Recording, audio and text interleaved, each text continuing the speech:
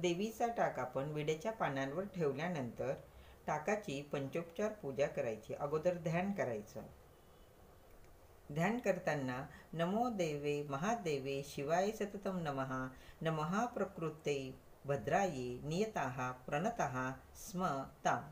श्री महाकाली महालक्ष्मी महासरस्वती त्रिगुणात्मिका दुर्गा देवे नमः ध्यायामी नमस्काराणि समर्पयामी। टाकाची पंचोपचार पूजा करावी। मंत्र कोणता?